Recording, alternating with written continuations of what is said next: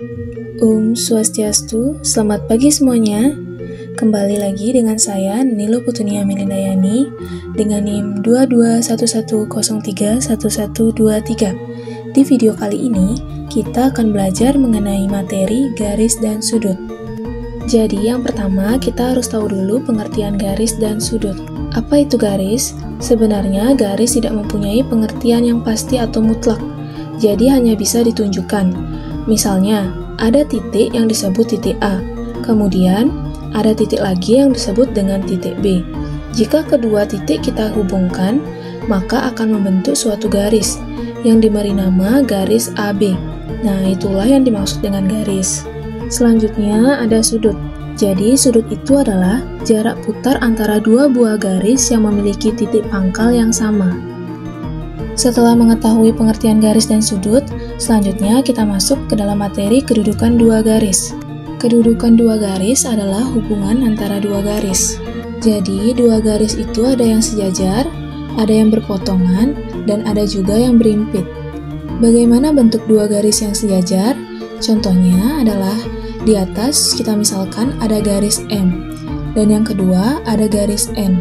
Jadi, garis-garis ini yang disebut garis yang sejajar. Kenapa begitu? Karena garis-garis ini berada pada satu bidang datar, dan apabila garis-garis ini diperpanjang sampai tak terhingga, mereka tidak akan bertemu atau berpotongan. Selanjutnya, ada dua garis yang berpotongan. Coba diperhatikan contohnya. Misalnya, ada garis M, dan garis yang kedua adalah garis N. Kedua garis ini disebut dengan dua garis yang berpotongan.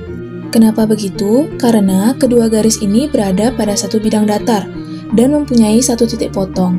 Nah, titik potongnya berada di tengah-tengah. Jadi udah cukup jelas ya mengenai dua garis sejajar dan garis berpotongan. Kemudian ada dua garis berimpit.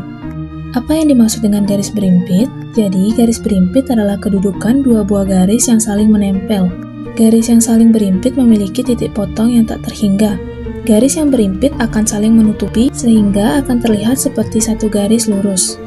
Contoh dua garis yang saling berimpit adalah, misalnya ada satu garis yang diberi nama garis M, kemudian ada satu garis lagi yang berimpit pada garis M. Jadi dia posisinya sama persis dengan garis M.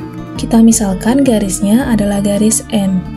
Jadi di sini ada dua garis ya, garis M dan garis N. Tapi karena garisnya berimpit, maka hanya terlihat satu garis saja. Materi selanjutnya mengenai tentang jenis-jenis sudut. Yang pertama ada sudut lancip. Sudut lancip adalah sudut yang mempunyai besaran sudut yang tidak lebih dari 90 derajat, atau lebih tepatnya besaran sudut lancip ini di antara 0 derajat sampai dengan kurang dari 90 derajat. Yang kedua ada sudut siku-siku. Jadi, sudut siku-siku adalah sudut yang mempunyai besaran sudut yang sangat tepat 90 derajat. Sudut siku-siku ini dihasilkan dari dua garis lurus yang saling berpotongan atau bertemu. Yang ketiga ada sudut tumpul. Sudut tumpul adalah sudut yang mempunyai besaran sudut lebih dari 90 derajat, atau lebih tepatnya di atas dari 90 derajat dan di bawah dari 180 derajat. Dan yang terakhir ada sudut lurus. Sudut lurus adalah sudut yang mempunyai besaran sudut sebesar 180 derajat. Jika dilihat secara sekilas, sudut lurus seperti sebuah garis lurus dengan bentuk horizontal dan terlihat seperti memiliki dua lengan. Selanjutnya ada contoh soal. Wayan memiliki jendela yang ketika dibuka, sudutnya saling berpenyiku dengan perbandingan 10:8. Jadi, berapakah besar sudut terbesar jendela tersebut? Jadi untuk pembahasannya, kita harus tahu dulu apa yang ditanya dan apa yang diketahui. Diketahui, Wayan memiliki jendela yang ketika dibuka sudutnya saling berpenyiku dengan perbandingan 10:8. Jadi yang dipertanyakan adalah, berapakah besar sudut terbesar jendela tersebut? Tadi kan dari bahas sudut berpenyiku itu besarnya 90 derajat. Sudut terbesar dapat dihitung menggunakan perbandingan. Yang pertama kita hitung dulu sudut yang pertama. 10/18 hasilnya 0,5 sekian dikali 90 derajat sama dengan 50 derajat. Sudut kedua 8/18 hasilnya 0,4 dikali 90 derajat sama dengan 40 derajat. Jadi perbandingan antara 50 derajat dengan 40 derajat, sudut terbesar jendela tersebut adalah 50 derajat. Jadi itu dia beberapa pemaparan materi mengenai garis dan sudut.